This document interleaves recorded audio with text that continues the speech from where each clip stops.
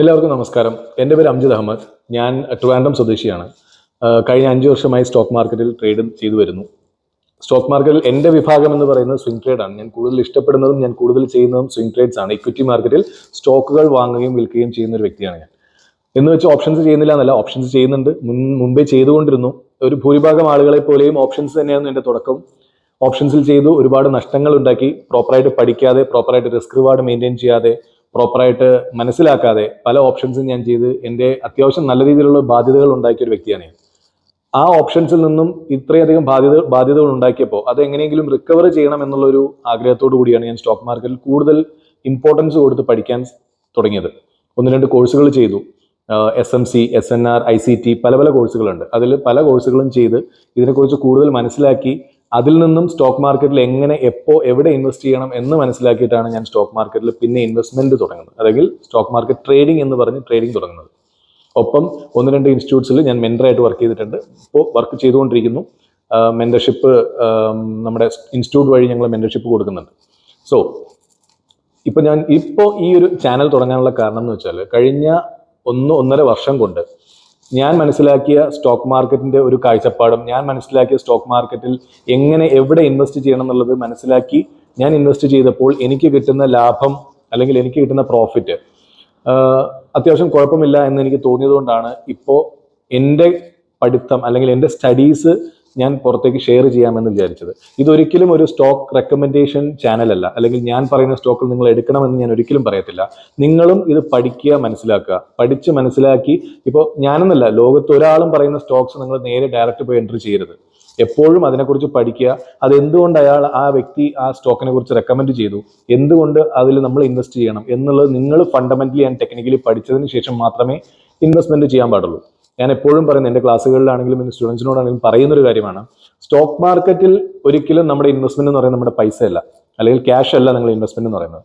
എത്ര കോടി രൂപയുള്ള ഒരാളാണെങ്കിലും അവിടെ നിങ്ങൾ പഠിക്കാനായിട്ടൊരു ടൈം സ്പെൻഡ് ചെയ്യാൻ നിങ്ങൾക്ക് പറ്റുന്നില്ല എന്നുണ്ടെങ്കിൽ ആ കോടികളെല്ലാം വേസ്റ്റ് ആണ്.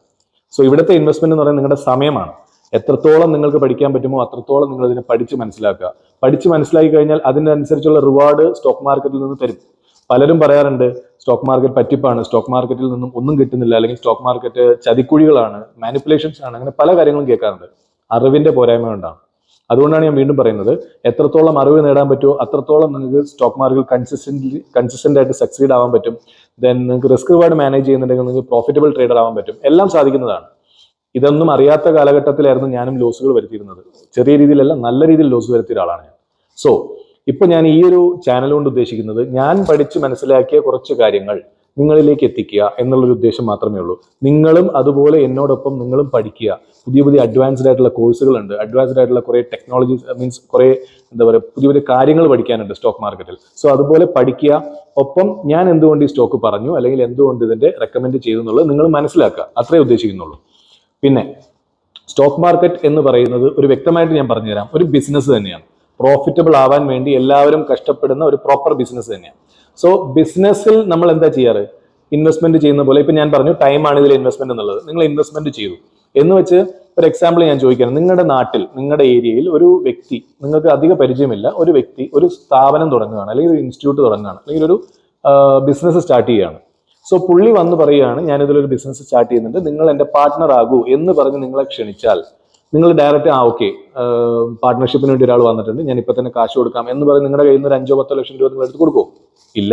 നിങ്ങൾ ആദ്യം തന്നെ മനസ്സിലാക്കാൻ പോണത് അയാൾ ആരാണ്, അയാളുടെ ബാക്ക്ഗ്രൗണ്ട് എന്താണ്, അയാൾക്ക് ഈ പറയുന്ന ബിസിനസ് അറിയാമോ, ഈ ബിസിനസിന്റെ പ്രൊഡക്റ്റ് എന്താണ്, ആ ബിസിനസിന്റെ ആ പ്രൊഡക്റ്റിന്റെ സാധ്യതകൾ എന്താണ്, ഇനി വരുന്ന നാളുകളിൽ ഈ ബിസിനസ് മുമ്പോട്ട് പോയി കഴിഞ്ഞാൽ പ്രോഫിറ്റബിൾ ആകാൻ സാധ്യതയുണ്ടോ, അങ്ങനെ A to Z കാര്യങ്ങൾ മനസ്സിലാക്കി, ഓക്കെ ഇതിൽ ഇൻവെസ്റ്റ് ചെയ്താൽ ചിലപ്പോൾ ഒരു ഭാവി ഉണ്ടാവാൻ സാധ്യതയുണ്ട്, അല്ലെങ്കിൽ ചിലപ്പോൾ ഒരു പ്രോഫിറ്റബിൾ ആവാൻ സാധ്യതയുണ്ട് എന്ന് മനസ്സിലാക്കിയിട്ടാണ് നിങ്ങൾ അതിൽ കാശ് കൊടുക്കത്തുള്ളൂ, അല്ലേ? അതുപോലെ സ്റ്റോക്ക് മാർക്കറ്റിലെ ഒരു സ്റ്റോക്ക് വാങ്ങുമ്പോഴും അതൊരു ബിസിനസിന്റെ ഒരു പാർട്ടാവുകയാണ് നിങ്ങൾ. സോ ആ സ്റ്റോക്ക് വാങ്ങുമ്പോഴും ആ സ്റ്റോക്കിന്റെ ഉടമസ്ഥരാരാണ്, സ്റ്റോക്കിന്റെ പ്രൊഡക്റ്റ് എന്താണ്, സ്റ്റോക്കിന്റെ ഭാവി എന്താണ്, ആ സ്റ്റോക്ക് മുമ്പോട്ട് ഇനി പോകുമ്പോൾ പ്രോഫിറ്റബിൾ ആകുമോ ഇല്ലയോ എന്ന് പറയുന്ന എല്ലാ ടോപ്പിക്സും മനസ്സിലാക്കിയതിന് ശേഷം മാത്രമേ ഒരു സ്റ്റോക്കിൽ ഇൻവെസ്റ്റ് ചെയ്യാൻ പാടുള്ളൂ. അത് കമ്പൽസറി ആണ്.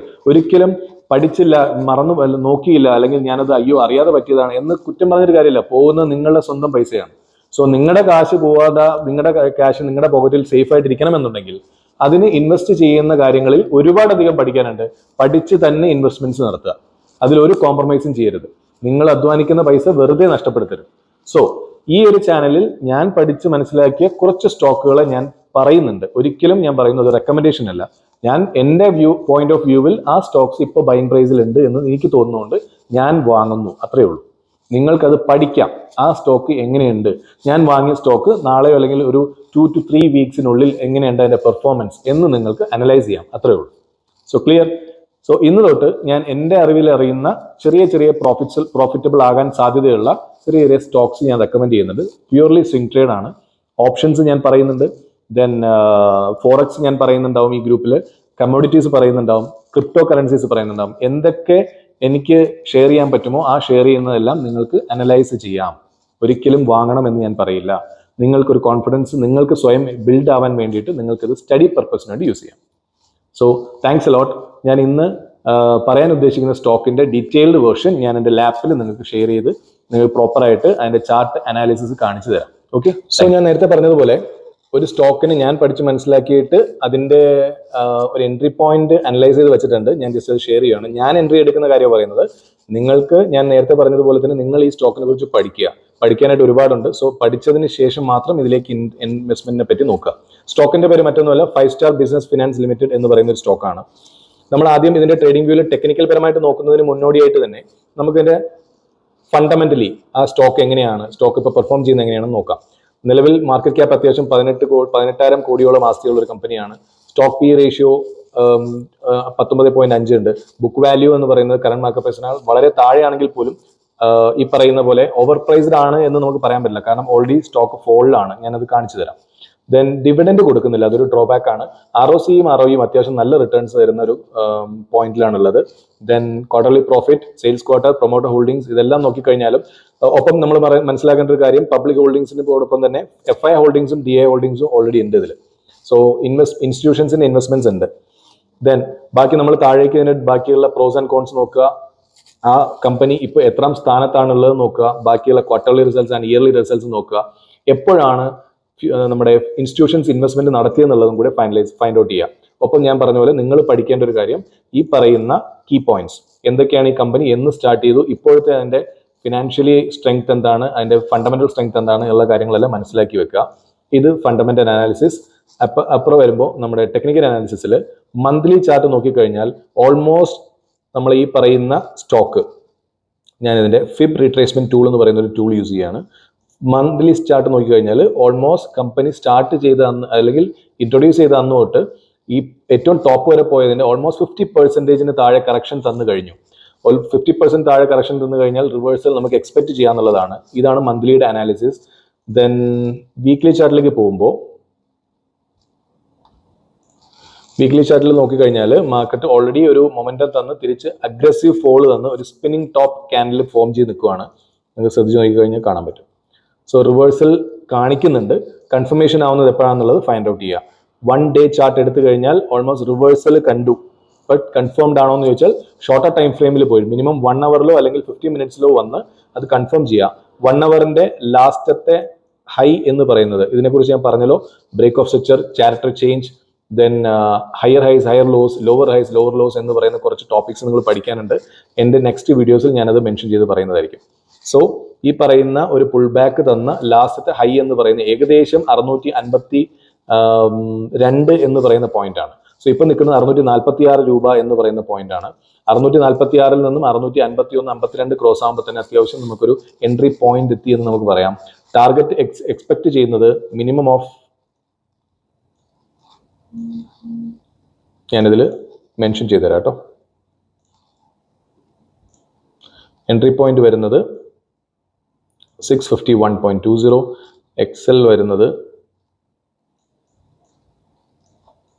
640 ആൻഡ് ടാർഗറ്റ് വരുന്നത് 687, which means almost 1:4.56 risk reward ആണ് നമ്മളിവിടെ എക്സ്പെക്ട് ചെയ്യുന്നത്. ഫസ്റ്റ് ടാർഗറ്റ് വരുന്നത് എപ്പോഴും ശ്രദ്ധിക്കുക, ഫസ്റ്റ് ടാർഗറ്റ് വരുന്നത് 1:2 മാത്രമേ ഞാൻ ആദ്യത്തെ കണ്ടീഷനിൽ ഞാൻ നോക്കുന്നുള്ളൂ, which is almost 667 rupees. So ഇത് എൻ്റെ പേഴ്സണൽ അനാലിസിസിൽ ഞാൻ ട്രേഡ് ചെയ്യാൻ വേണ്ടി എക്സ്പെക്ട് ചെയ്യുന്നതും ഞാൻ ട്രേഡ് ചെയ്യാൻ പ്ലാൻ ചെയ്യുന്നതാണ്. സോ ഞാൻ ഈ പോയിന്റ് ക്രോസിംഗ് കഴിഞ്ഞ് കഴിഞ്ഞാൽ ഞാനത് എടുക്കാനാണ് ഉദ്ദേശിക്കുന്നത് എൻ്റെ പേഴ്സണൽ പോർട്ട്ഫോളിയോയിൽ. ബാക്കി അപ്ഡേറ്റ്സ് ഇതിൻ്റെ സ്റ്റോക്കിൻ്റെ പെർഫോമൻസിനനുസരിച്ച് ഞാൻ കാണിച്ചു തരാം. നിങ്ങളും പഠിക്കുക, പഠിച്ച് മനസ്സിലാക്കുക. ഒരിക്കലും ഇതൊരു സ്റ്റോക്ക് റെക്കമെൻഡേഷൻ അല്ല, നിങ്ങൾ മനസ്സിലാക്കാൻ വേണ്ടി മാത്രം ഞാനിത് ഷെയർ ചെയ്യുന്നുള്ളൂ. Thanks a lot.